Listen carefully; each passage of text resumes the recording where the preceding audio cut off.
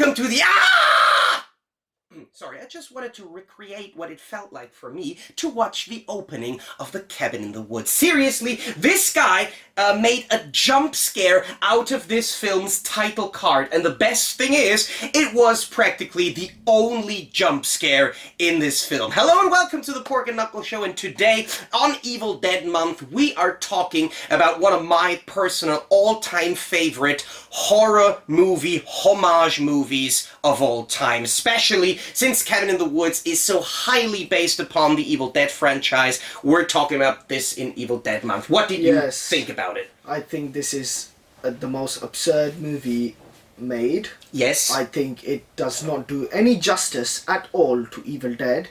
I think this is a horrendous movie. What? Absolutely terrible. What was the point of this? So they have a team building some monsters, let's say Monster Inc. Fine, there's Monster Inc. watching these carefully selected group of people orchestrated to go into this cabin, and then if one of them doesn't die, the underground gods will come up, demons, whatever, and then make everything go mental. Yeah, come on. What are we here? What is this? This is not a human experiment. This is not a human centipede or something. Come on, guys. It's meant to be gory. It's meant to be scary. Nothing in there was scary. Absolutely nothing. There was no effort made. I mean, they killed one guy off with him going on a motorbike trying to cross a bridge and basically getting electrocuted. It's like, come on. Where's the scariness in this? Absolutely nothing. You forget the merman blowing the blood out of his breathing hole. You said the word merman. Says the everything that has to be unicorn said. stabbing someone. Great, unicorn, merman. I really don't want to spoil too much of the movie, but I have to give you some sort of background. I mean, the movie was made by Drew Goddard and Joss Whedon, the same Joss Whedon who made the first Marvel Avenger movie. And the two guys wrote the script for this film in just 3 days because it shows. It really does. They show. came off failed projects, locked themselves in a hotel room, and came up with this. And the reason why I said that I love this movie to bits is the fact that it is not a straight-up knockoff of the Evil Dead. It just pays homage to so many other horror films. If you look closely, for instance, in the scene when they are in this cube elevator scene, you have the Cenobite from Hellraiser coming with a sphere-shaped puzzle box, and could this be another reference to Phantasm? You have so many references in so little time, and you can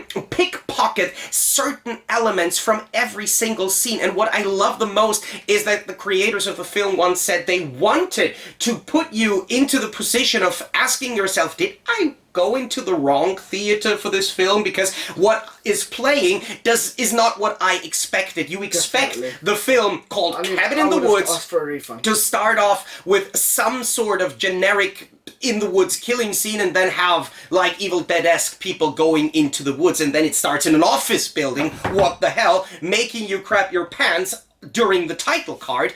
But I loved this. I loved Richard Jenkins in the role as one of the operators. I just loved the fact that this film delivered such a complete opposite experience of what I expected. It has Chris Hemsworth, who by the way filmed this film before he appeared in Thor, but it was delayed and released after it, and there are so many little things and references. Movie that tries to use a caravan or an RV into the movie is just one no.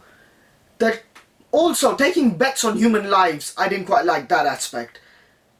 The only thing good about this movie is the monsters turning on the company. That was funny, and it came out elevators one after the other, bang bang bang. It's just like, okay, but no. This movie, watch it and see what you think. There are so many more connections. In the background. Do you know that the director, and I'm not going to spoil what this position is, that is played by Sigourney Weaver in the film, the first person approached for this role was Bruce Campbell. But he was unavailable because he had other obligations, which would have been great. a part of the makeup crew of this film was Heather Langenkamp, who played Nancy, the main girl in A Nightmare on Elm Street, the first movie. So they got an actress to be on the makeup crew. Yeah, because her husband was an special effects artist But on the film. she wasn't. And it's a first experiment. after Interesting. you had Laura Gemser designing costumes, which is basically interesting for the fact that she was mainly a porn erotica actress, and then was cast in a role where she would design costumes, you know, the thing that she never wore in her own films. But also, when you see the scenes where they're watching, you know, the rituals that are going on, all the screens were not green screens because they did not have the money to do green screens. This was a low-budget production. So for every shot that they made, this had to be manually synchronized. And to go back into the details that they have taken, every single one of, you know, these failed attempts at rituals, every single one comes from a different film. You have the Kyoto ritual, which is obviously from The Ring. The one in Buenos Aires is from King Kong. Stockholm is from John Carpenter's The Thing. You have references to Dracula, to every single great horror movie. You even have, in this cube shape, you have a giant cat as one of the killers. This film has so much hidden meaning and purpose. I love this one. This is one of my all-time favorite films from the 2000 era. Please give it a watch. Write us in the comments if you agree with me or whether you are wrong. Well, I'll tell you before we finish. Apparently, you have to do a full background investigation before watching this movie, because otherwise you're gonna get surprised. This is a film made by nerds for nerds. If you consider yourself a horror movie buff, you will enjoy this. If you're this guy, maybe not. See you guys again next week for the next episode of the Pork and Knuckle Show. I hope you liked this. Drop us your opinion of The Cabin in the Woods in the comment section below. We'd love to read it. Take care.